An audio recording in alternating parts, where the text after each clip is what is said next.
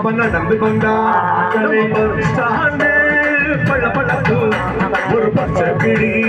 அவன் பறந்து வந்தான் அக பின்னி முடிந்த அவரட்ட சடையும் தலையட்டு எடுத்து அவ வச்ச நடையும் தூக்கி பொண்ணு போட்டதப்போ சுண்டி சுண்டி வந்து வீதி கலகலத்து அடு அவன் நடந்து வந்தான் சொல்றேன்